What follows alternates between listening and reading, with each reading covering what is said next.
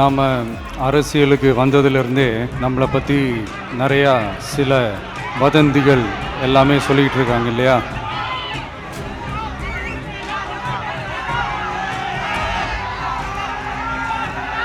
ஒரு சின்ன விஷயம் நான் சொல்லிட்டு போயிடுறேன், கொஞ்சம் சைலண்ட்டாக.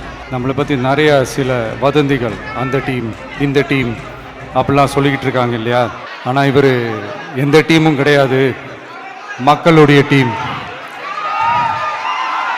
பீப்புள்ஸ் டீம் அப்படின்னு எல்லாருக்கும் தெரிஞ்சதுக்கப்புறம் வேற என்ன அவதூறு பரப்பலாம் இவர் மேலே அப்படின்ட்டு ட்ரை பண்ணி எல்லாமே அவங்களுக்கு ஒர்க் அவுட் ஆகலை. ஸோ கடைசியில் என்ன தான் இந்த விஜயை பண்ணலாம் அப்படின்னு நினைக்கும் போது தான் இந்த கூட்டணி அந்த கூட்டணிலாம் சேர போகிறாரு அப்படின்ட்டு ஒரு பொய்யான ஒரு பிரச்சாரத்தை பண்ணிக்கிட்டு இருந்தாங்க. இந்த நியூஸ் எல்லாம் கேட்டு நீங்கள் கொஞ்சம் கன்ஃபியூஸ் ஆகிருப்பீங்க.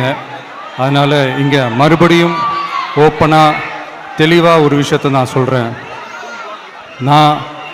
நாங்கள் எப்பவுமே மதச்சார்பற்ற கொள்கைன்றதில், அந்த ஸ்டாண்ட்லேயோ, மதச்சார்பற்ற சமூக நீதின்ற அந்த நிலைப்பாட்டிலையோ எப்பவுமே சமரசம் வச்சுக்கவே மாட்டோம்.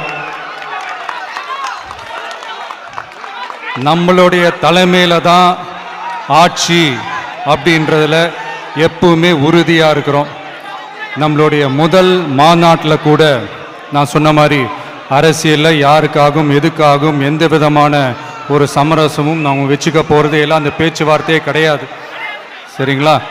அதனால் யார் என்ன அவதூறு பரப்புனாலும் தயவு செஞ்சு அதை நம்பாதீங்க. எல்லாம் வல்ல இறைவனின் அருளால் நாம் நினைச்ச டார்கெட்டை நம்மளால நிச்சயமா அடைய முடியும். இன்னைக்கு என்னுடைய இஸ்லாமிய சகோதர சகோதரிகளுக்கு என்னுடைய ரமலான் நல்வாழ்த்துக்கள். கான்ஃபிடென்ட்டா இருங்க, நல்லதே நடக்கும், வெற்றி நிச்சயம்.